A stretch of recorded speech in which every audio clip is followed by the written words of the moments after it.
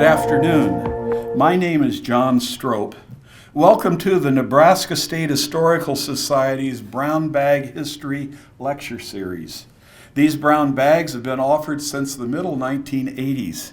Lectures are held monthly on the third Thursday in the auditorium here at the Nebraska History Museum at 15th and P Street in Lincoln.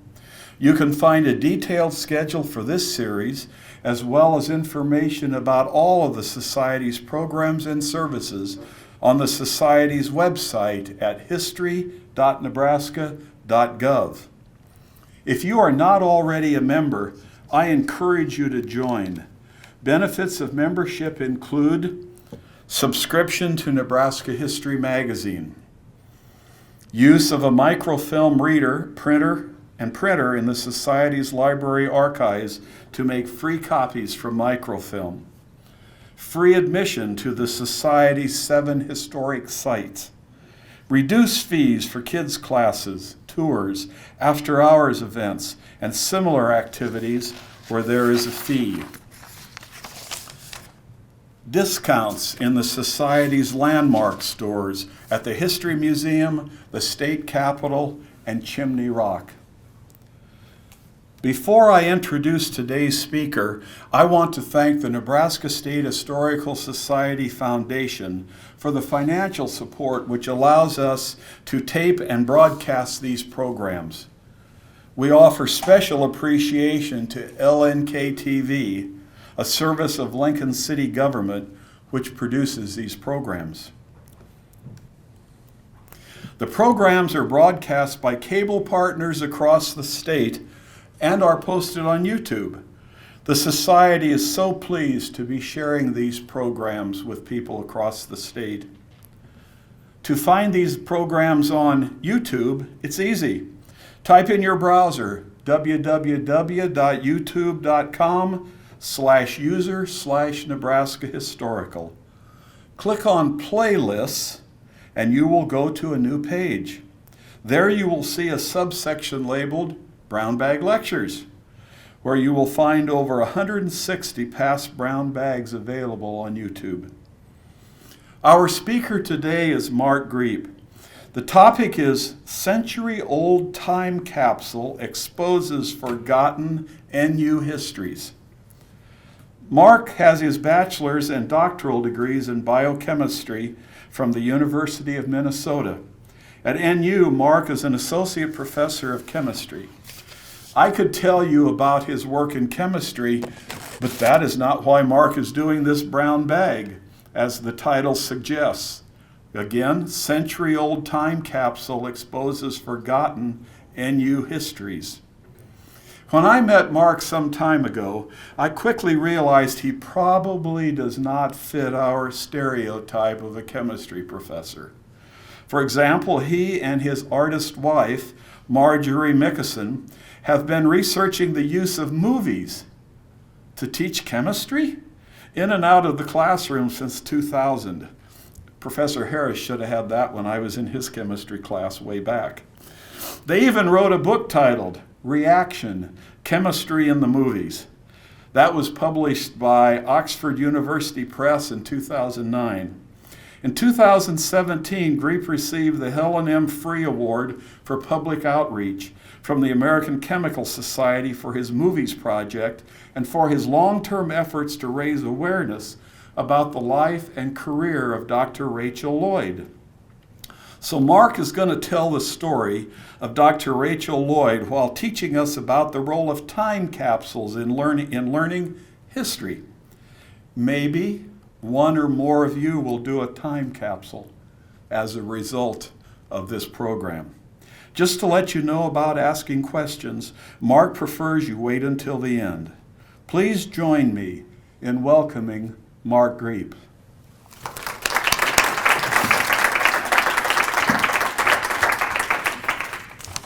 All right, well, thank you for that introduction, and thank you for inviting me to talk about one of my favorite topics, the history of the chemistry department at the University of Nebraska-Lincoln.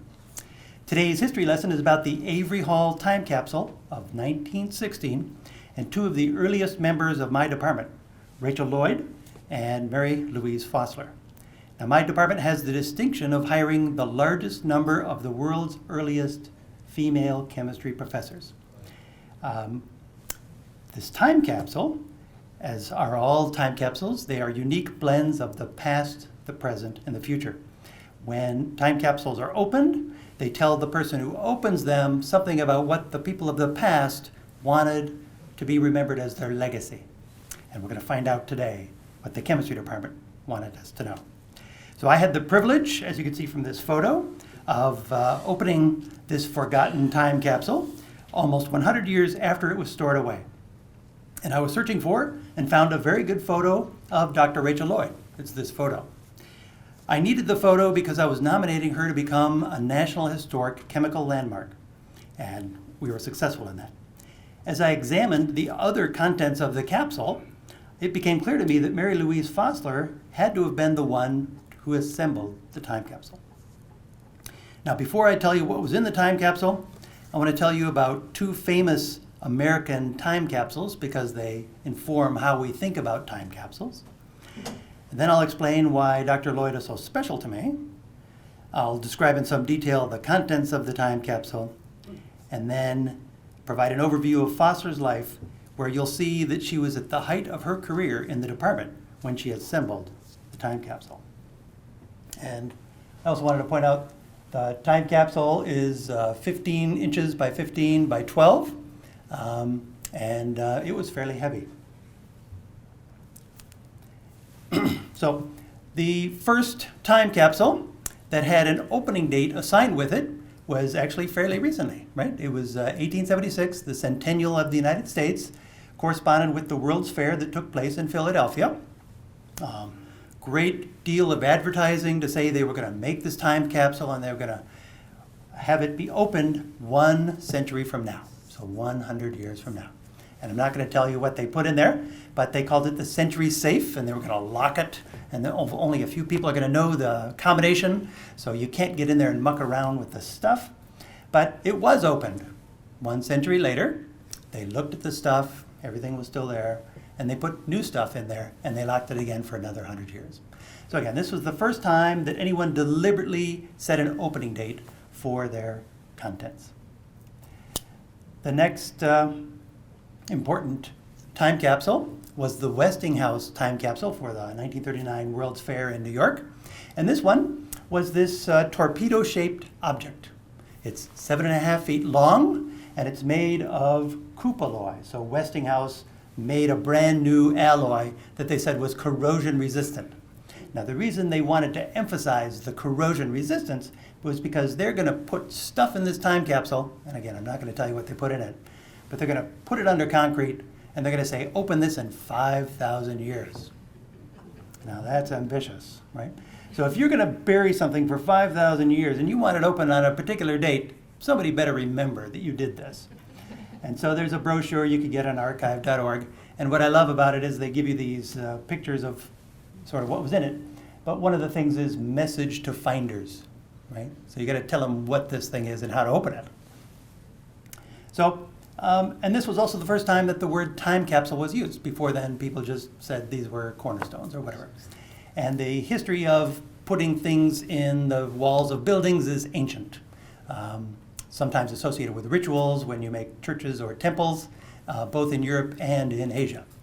But that was the builders putting things in there, or the priests putting things in there. And there was no open date. But now here in America, the idea, okay, now we're going to set a date.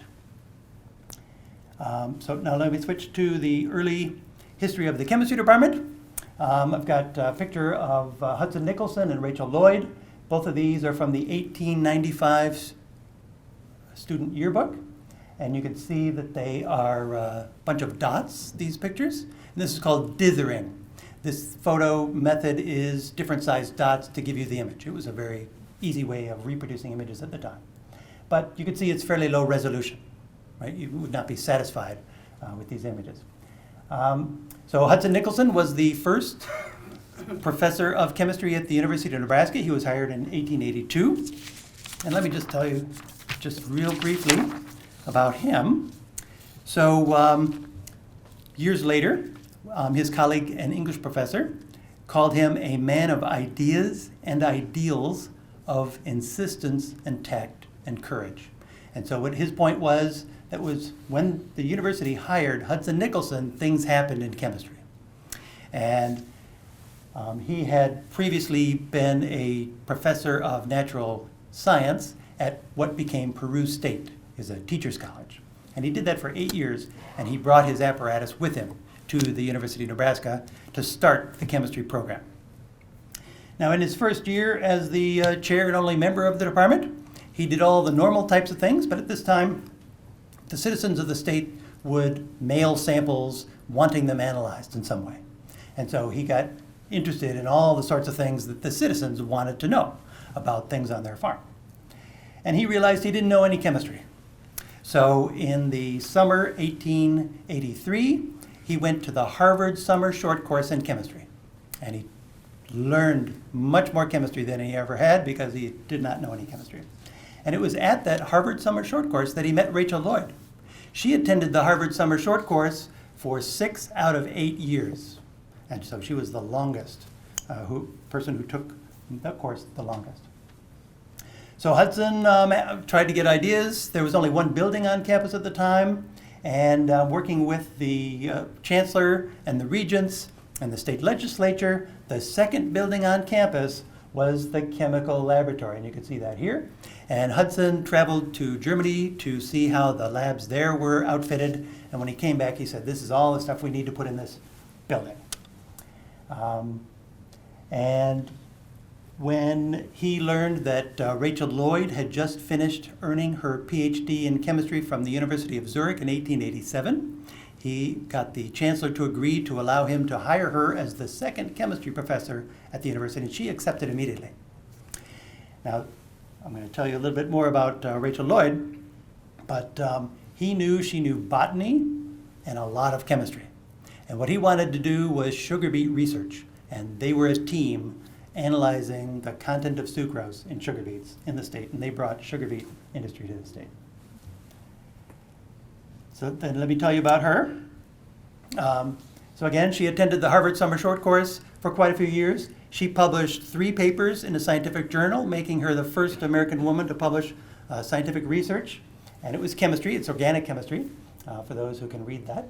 But this is her first publication. You can see that she's listed as Rachel Lloyd. In the other 2 publications, she's listed as Mrs. Rachel Lloyd.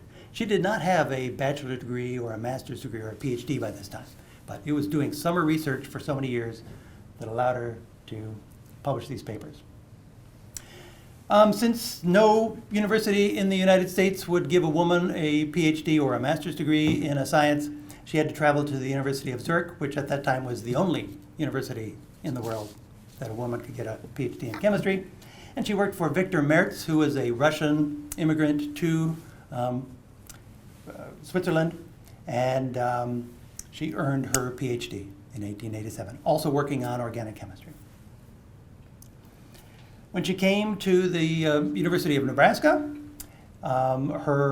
she did a lot of things, but the thing she's remembered most for is her sugar beet research. And so here I'm showing some of the sugar beets that were grown, and she and Hudson co-published several experiment station bulletins, the first one in 1890, so not that long after she came here. And that bulletin describes sugar beets grown in Grand Island in 1889. Now, to give a little bit of context here, the sugar in the United States all came from France and Germany, where they had the major sugar beet growing regions. A number of German immigrants had settled near Grand Island. And this was also at the time when the American government wanted to promote growing or producing sugar locally. So they were willing to send sugar beet seeds to anyone who wanted to try to grow them. Well, these farmers living around Grand Island, they brought their own seeds. And so they grew some sugar beets, and they needed somebody to analyze them. But by the time they reached someone outside the state who knew how to analyze the sucrose content, it had decayed. So they were pushing the university to hire somebody who could actually analyze the sucrose content of the beets. And Rachel Lloyd was that person. So what she did, she took a diagonal core out of the beet because that's representative of the percentage of sugar that's in the beet.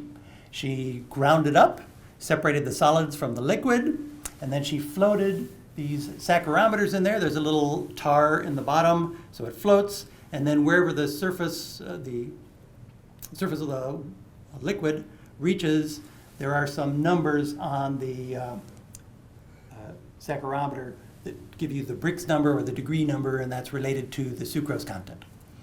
And if the sucrose content is greater than 12% total, that is a commercially viable crop.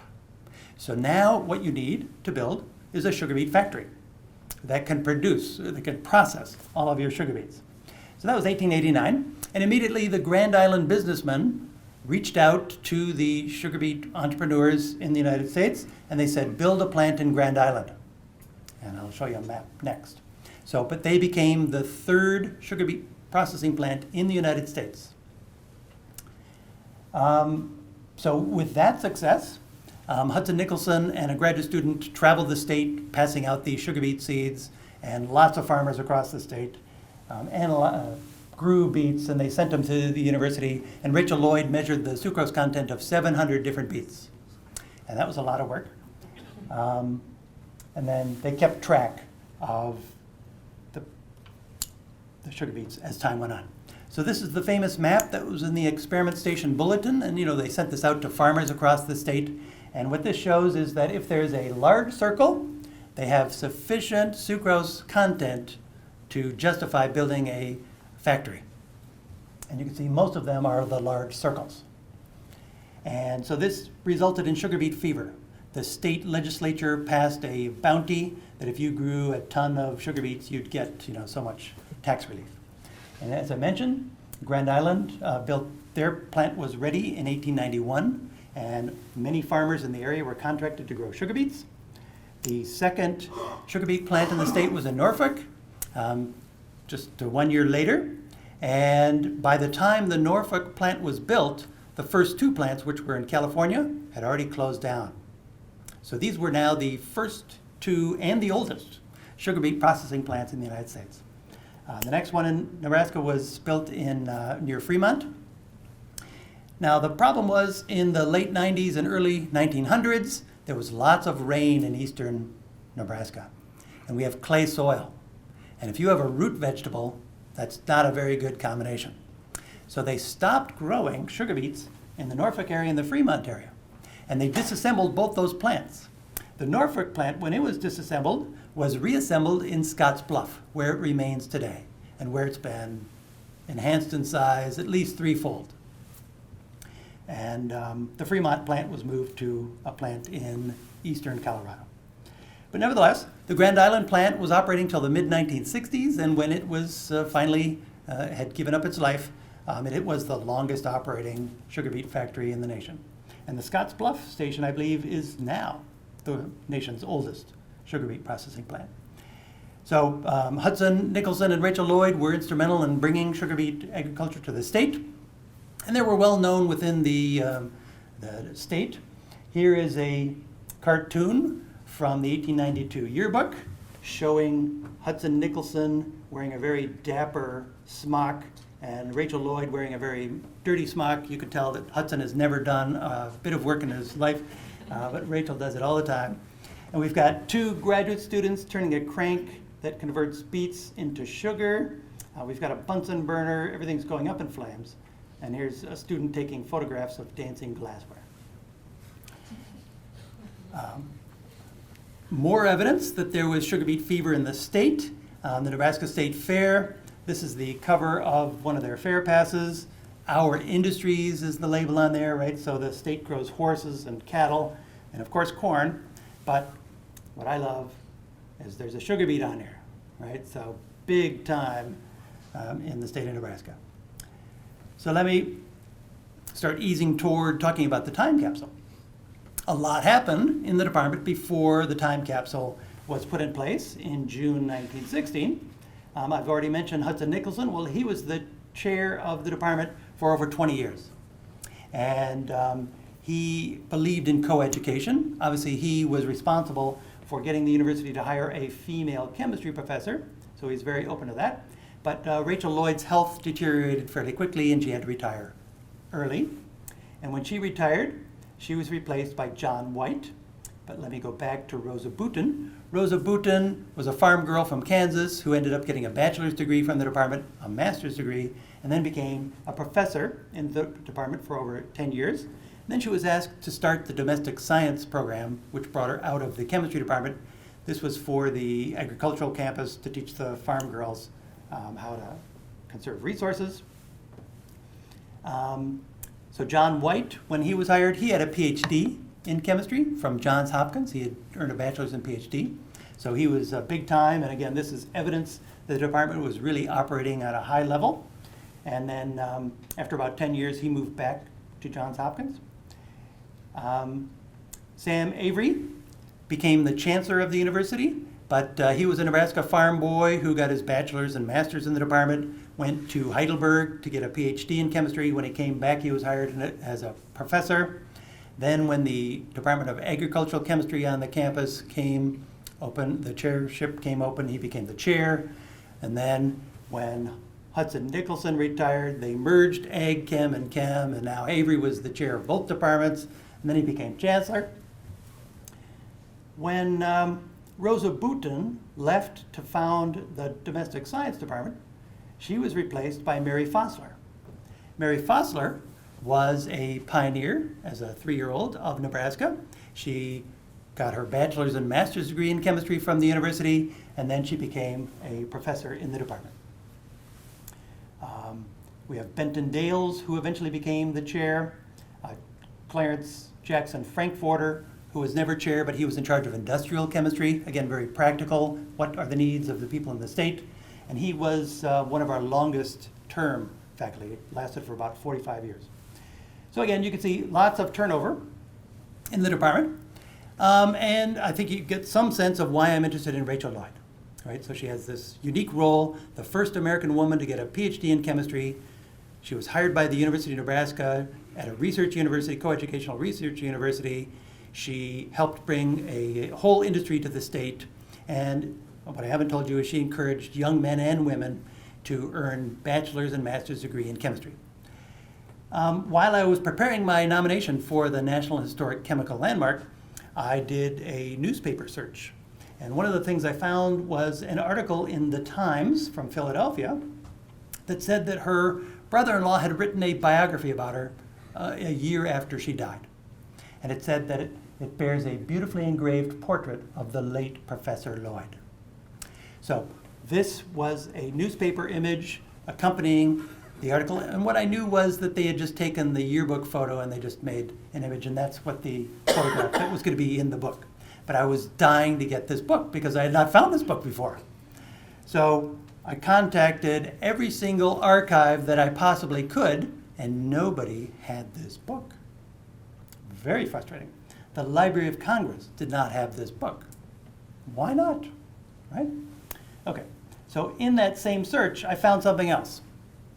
I found from the Red Cloud chief that the chemistry department had created a time capsule for their new chemistry building, right? They had been so successful in getting students and researchers and faculty, they needed a new building, a modern building. And this was right as World War I was about to take place and the government was becoming aware of the importance of science to the future of the nation. And among the many things that are in here that are interesting, it says there's a portrait of Dr. Rachel Lloyd. I wanted that portrait because that might be a different picture and it might be better. Somewhat disturbing was that it said that a number of chemicals were also placed in the stone. Now, what I worried was the chemicals would release fumes and they would have destroyed this photo that I still haven't seen yet. So, but what I immediately started to do then in 2012 was I told everybody there's something in that cornerstone in Avery Hall that I want to get, right? How do I get this thing out of here? What are the rules? So I wrote a letter to the chancellor, and the chancellor sent back a note which was very favorable. He said, you need 2 things. You need funds to remove the stone and replace the stone, and Jim and Karen Linder supplied that money. And then you need a justification better than just planning to nominate somebody. You need actually to have been approved for the National Historic Chemical Landmark before you're going to get this. and they gave that to me. So everything worked out. And I needed approval from the chemistry department and the units that were occupying Avery Hall, and everybody was very happy with this idea. So in May 2014, we chiseled open the time capsule. These are two stonemasons with my colleague Marilyn Staines, and we recorded this thing and put it on YouTube, and we have over 200 hits on this movie. Okay, so what's in the time capsule? I'm going to say there are 8 layers, and each one tells a different story. Right in the middle of this time capsule was Clement Lloyd's book. Okay, it was like the most exciting thing in my entire life, is to see that book in this very exciting thing. So let me just walk you through the layers. I do want to point out this is the time capsule. It is made of copper, and on the inside it was not oxidized. On the outside it must have oxidized over time. It was soldered so that you had to pry it open, and these are very rough edges. On the top were newspapers, and you could see that they have fungus on them. They're also oxidized. And what I've since read is that if you're going to make your own time capsule, there are several things you should never put in a time capsule. Newspaper is number 1, because they oxidize and they'll destroy the stuff next to it, and that's what happened here. So what were these newspapers? There were 4 newspapers, 3 from Lincoln, 1 associated with the university, which is in Lincoln, and 3 of them date from June 8, 1916. So one of the reasons why you want to use newspapers is it says, this is when we sealed this time capsule. This is what this is all about. And interesting thing about reading the headlines here, they're preparing for World War I, right? So the war was raging in Europe, but America had not entered the war at this point. They would enter 1 year later. The next layer turns out to be about the university. So we're giving context here. The yearbook was for the College of Pharmacy at the university, and I had not appreciated when the College of Pharmacy was founded, but it was founded in the year before. The bulletin describing all the courses, and then 5 sealed envelopes, each with some dyed fibers. And there's only one that really gives you a note about who it is that made this material. But this one says, silk dyed with ferric aliserate. And then it gives a chemical formula in the way that we don't write them today. And it says, made by Harold John Stockman on June 8th, 1916. So he was an undergraduate in the department.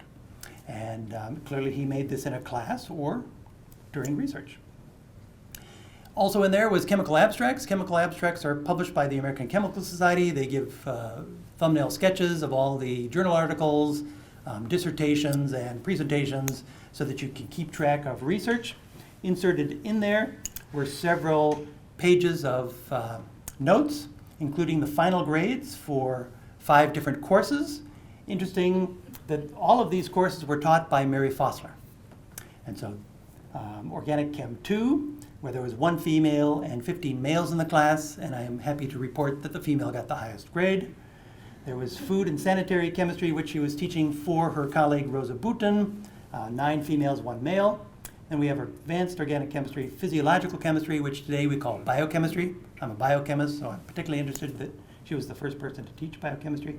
And then there might have been a research course. She also put in there the final exams from organic chemistry, so we get a sense of what sorts of things they were teaching in organic chemistry at this time. For instance, question 15, what is meant by an acid dye, a basic dye, a mordant? So these are essay questions in an organic chemistry course. You would rarely encounter that today. The next layer included the photographs, and they tell you about the people in the department. So this one is labeled Professor and Director of the Chemical Laboratory, and it doesn't say who this is, but I know who this is. This is Hudson Nicholson. You cannot mistake that mustache. That is a gorgeous, gorgeous mustache. This is when he was at the end of his career. It was probably around 1905. And then the white book, right? So this is Clement Lloyd's biography about his sister-in-law. But what I'd like to note is there's an embossed staple on there. It says University of Nebraska Library, Lincoln. So in other words, they took the university's only copy of this book and they sealed it in this time capsule so nobody could get to it. But now that we found this thing, the university archives digitized it. We now have the full text online. Anyone can read anything that's in this book. And they did not charge me the late fee for returning the book. There were 4 photos in there, 2 of these people, Mary Foster, so we know these date from about 1916, and Sam Avery. What Mary Foster's photo says is that she was the undergraduate research assistant for Dr. Lloyd. I did not know that. That's not recorded anywhere. I don't know why she included Sam Avery, other than that he became the chancellor, and so he was an important guy. There were other people who were in the department when Rachel Lloyd was there who are not in the time capsule. There were faculty in the department at the time the time capsule was assembled whose photos are not in the time capsule. Benton Dales, the chair, his photo's not in the time capsule.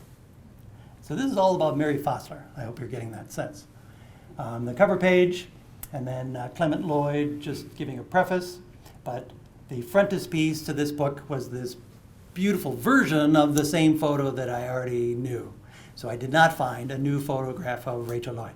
Even though Rachel Lloyd had been the faculty advisor to the photography club at the university, nobody was ever allowed to take her picture except for this one. But this is a gorgeous photo, and I could spend time glorifying on this photo, but I think you could appreciate that perhaps a little bit better if I compare it side by side with the yearbook photo, the one in the newspaper and the one that's in the biography. You can see how much higher resolution the one in the biography is. So I'll just scroll through these, check that out. Here we go, look at her eyes. Wow.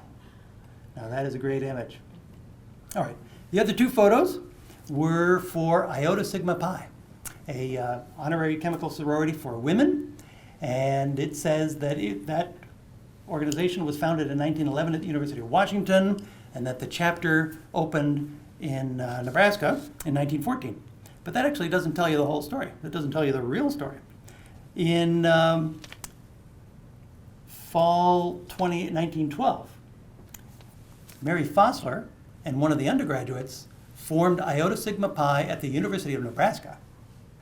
The next year, they reached out to the University of Washington because they heard they had a different female sorority. University of Washington agreed to join with them to form a national organization, but because they had been formed a year earlier, they said you could be the mother chapter. Nebraska became the nitrogen chapter, they became the oxygen chapter. Then they found out that University of California had a female chemical sorority, and so they joined with them. The chapter at Berkeley had been founded in 1901, so they became the mother chapter, the hydrogen chapter. And so what we learn here is that Mary Foster was instrumental in founding Iota Sigma Pi. The national organization kept that name, and she helped create the national organization. The first national meeting was held in 1916 in Nebraska, and they elected Mary Foster as the first national president.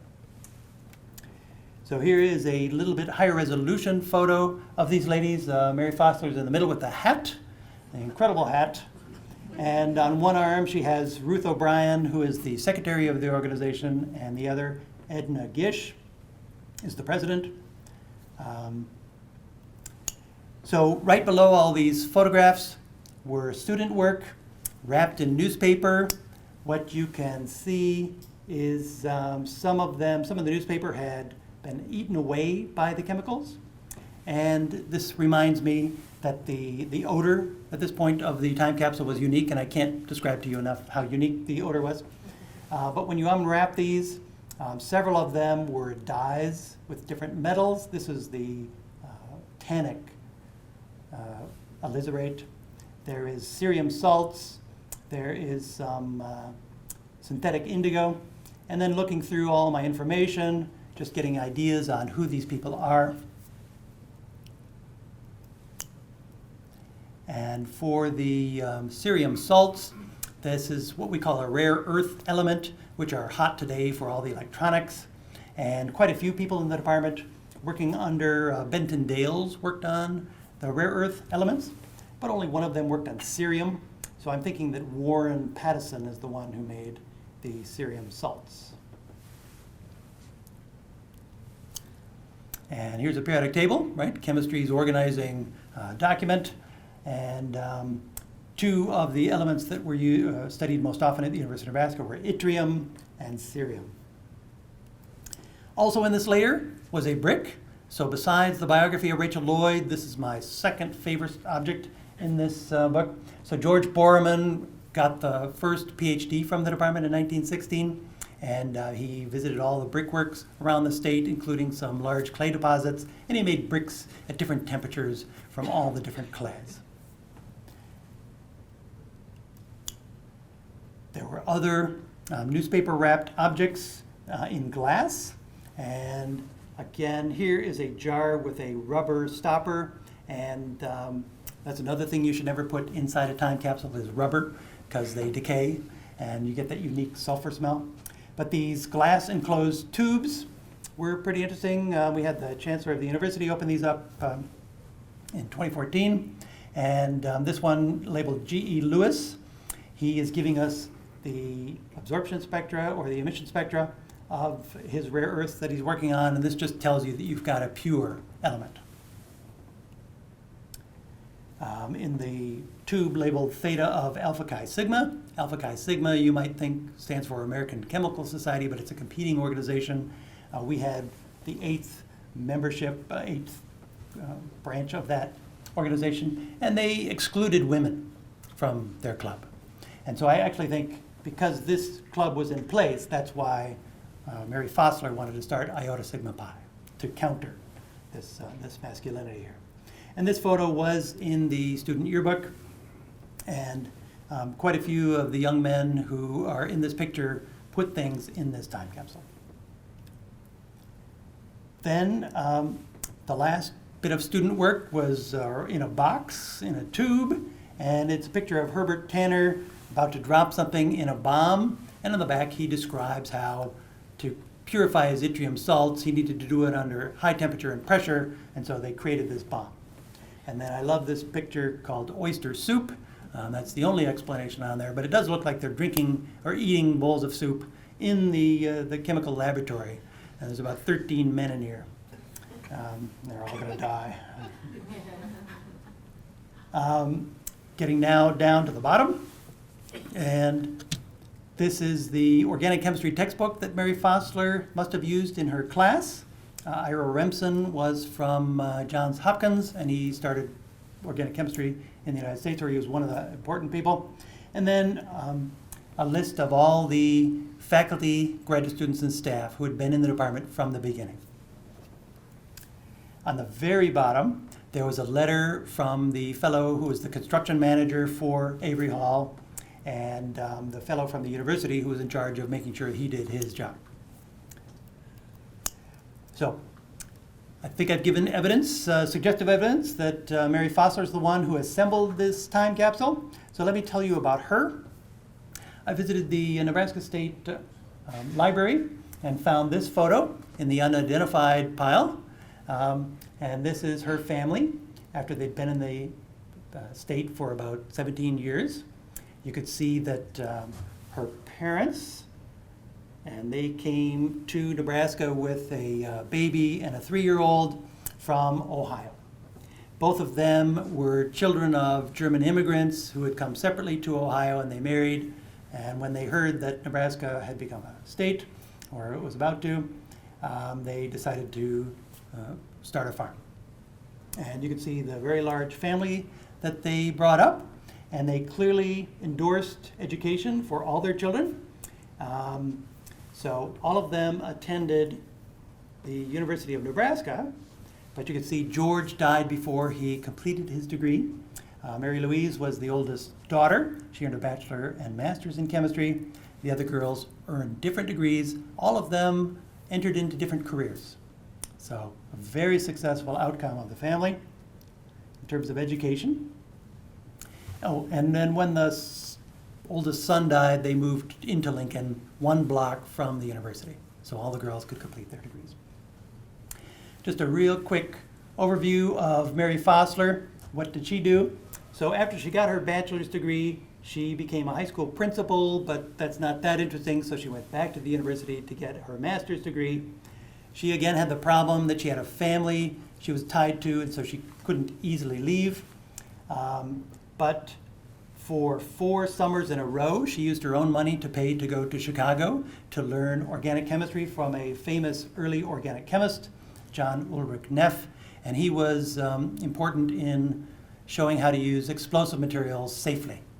So she learned something very complicated from him, but she also learned physiological chemistry from Northwestern University. She returned, and then she became the associate professor of physiological chemistry. You can see there's an abrupt change here in 1919 when she left the university and went to University of Southern California. She mentored graduate student research. From this list, there are men and women students who are earning degrees, a wide range of topics, from biochemistry or enzymology to making new dyes, including nitroresorcinol and nitrous acid on alizarin. And I think this is inspired by her work with Neff in Chicago. She published, so today our main trade is to publish papers, and our reputation is based on those papers. So she published her graduate work, but then not much, and she obviously did not encourage her graduate students to publish their work. But she did publish an education topic, and then after she was at University of Southern California, she got interested in ornithology, and she published a paper in Science. I also want to point out that she was an early member of the American Chemical Society. So she happened to be the fourth, but I am also showing you that the 4 out of the first 5 women members of the American Chemical Society were from the University of Nebraska. So it was a unique place. Mary Foster was one of the faculty in the picture with the chemistry club in 1907. They're all male undergraduates, 2 male colleagues. But she remained as the advisor so that by 1919, there were equal numbers of men and women of the club. I already mentioned that she started Iota Sigma Pi. She remained the advisor of Iota Sigma Pi till she left for University of Southern California. Now in this picture from 1919, 2 of these women became professors of chemistry at different universities, including University of Arizona. This is a picture of the safety siphon. She had developed this for the nutrition students, a large carboy of liquid. How do you set it up so that it delivers small amounts of material? And then, of course, the students make fun of her. They make fun of all the faculty, but there's a picture they make fun of her in the pharmacy bulletin. So why did she leave in 1919? Well, she co-authored a peace petition in April 1917, and unfortunately for her, even though it was signed by 4 or 5 other faculty, this was 4 days before the United States entered the war with Europe. And there had been this slow drumbeat over the previous couple of years: we should join, no, we should not. But when the United States joined, it became unbearable. The press wanted all these German professors at the university to pledge allegiance to the United States. And over the course of the next year, undergraduates reported things faculty said, some faculty reported what other faculty said, and there was a big inquisition, shouldn't call it an inquisition, pardon me. The Nebraska Board of Regents had a hearing, and the very first thing they did was they dismissed the charges against Foster, because all she did was say, we should favor peace, right? That is not treasonable. But one of the interesting issues of the whole question was Chancellor Avery was very much pro-war, and he ended up being in a board for the United States. And he was not sympathetic to anybody who opposed the war. And he had been her graduate advisor. All right, so World War I delayed the completion of Avery Hall, so it wasn't completed until fall 1919. And so again, one of the ironies of this story is Mary Foster helped make the time capsule for this building, but she never occupied this building. By fall 1919, she was gone. And I put a circle around where the cornerstone is located. Once she got to University of Southern California, she taught microbiology and physiological chemistry, and in fact developed what we would call today the Biochem 2 course. It's the one for the pre-meds. And I already told you about the paper she published in Science about cedar waxwings. Apparently the date trees in January, it was very cold, whipping winds, whipped the dates so hard there was cyanic acid inside the dates, and a huge flock of cedar waxwings came in, started eating the dates, and died. And so she did the investigation and figured out it was the cyanic acid. So, what is the meaning of the time capsule? If time capsule are objects assembled by someone in the past to inform the opener of the future who they were, then this time capsule is all about Mary Foster talking to me, because I opened the time capsule, and I am the departmental historian. So what did I learn? Well, I learned that Foster was more inspired by Dr. Lloyd more than I had known. I learned that she had been the undergraduate research assistant to Dr. Lloyd, and I think it's fairly clear from her own life she followed in Lloyd's examples. But it was while digging into Foster's life that I learned that Foster played a much bigger role for a longer period of time in the department than I had appreciated, and that she played this role of encouraging women to do science. Now, in the several years right before putting together the time capsule, she helped found the School of Pharmacy at the university. I didn't know that. I knew she was the instructor of physiological chemistry, but I didn't know she had used her own funds to go to Chicago to learn how to do that. I knew she had been in Iota Sigma Pi. She was the advisor, but I didn't know she helped create the national organization, and then became the national president. I knew she was in that 1907 photo of the chemistry club, but I didn't know she remained as the advisor till I started looking through the old yearbooks, and she was always the advisor, and it became more diverse and inclusive. I learned that there was a push and a pull to her decision to leave Nebraska in 1919. The push was all this brouhaha about this peace petition, but the pull was, by 1919, her sisters and her mother were all living in California. And so it was easy for her just to move to California, and there was a welcoming environment from University of Southern California, which was a fledgling institution, more than willing to hire this very knowledgeable, experienced female science professor. So finally, I learned that Mary Louise Foster was a pioneer chemist her entire life, and that with my talk today, her legacy is no longer forgotten. So thank you.